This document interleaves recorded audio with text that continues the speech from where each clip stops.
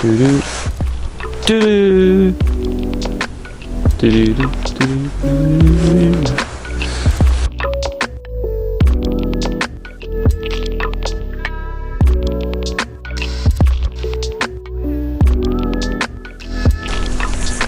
So thankfully I've just started the time lapse there because the moon's just starting to peek above the clouds now.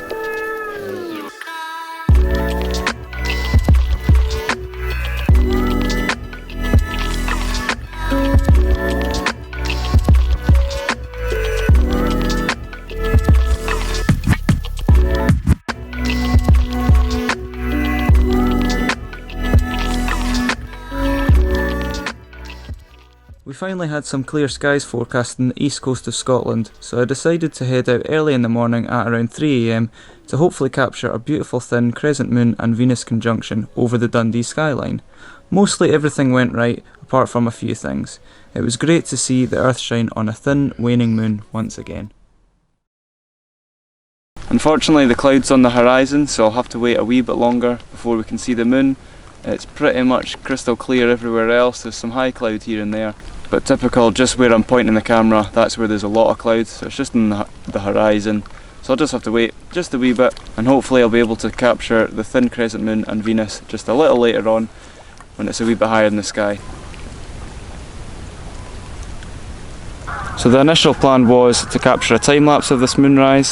So I've got this Sony A7S as always, my Sigma 150 to 600. I'm at the 200mm focal length, zooming into the Dundee skyline, and now we're just, as I said, waiting for this cloud to move off the horizon, which I really hope so, because this conjunction would be absolutely awesome.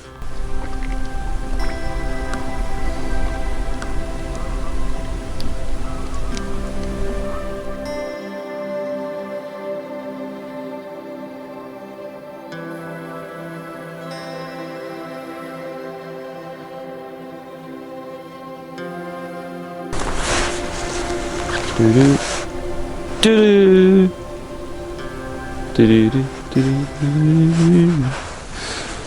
So hands down, the best tripod heads for these big lenses, big zoom lenses, is definitely these sort of pano heads. I got it off of Amazon for about £150, which is, you know, expensive for just a wee bit of metal, but it definitely makes a difference when you've got the big lenses for the moonscapes. So you've got pretty much two knobs, one that goes horizontally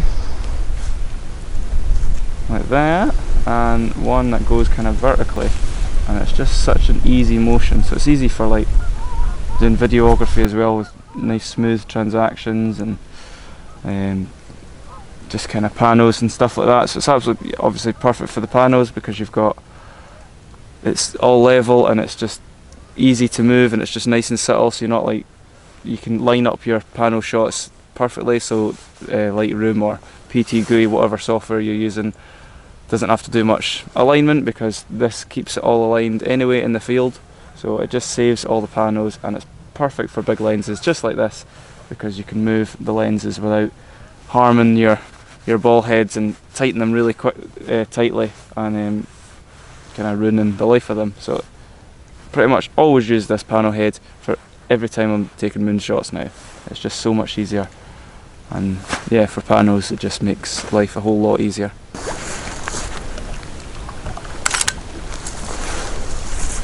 So thankfully I've just started the time lapse there because the moon's just starting to peek above the clouds now.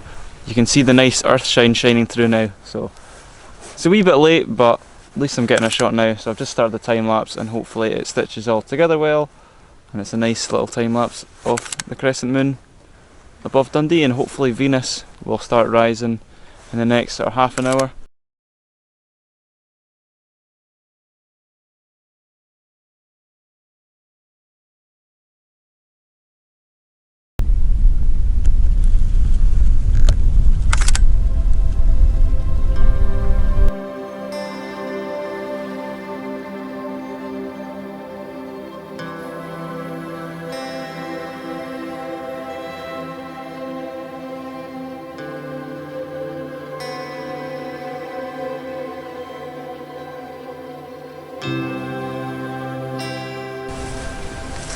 So finally the moon's really came out now. I'm just getting a pano of the nice Dundee skyline. So I'm at a focal length of 150mm and just doing a 4-image landscape panorama. And the thin crescent moon is just going to be in the top right of the frame. So it's just going to be a nice Dundee skyline to the, like, the left, bottom left, and then up at the top right, it's going to be a nice thin crescent moon. So I think that'll hopefully turn out really well.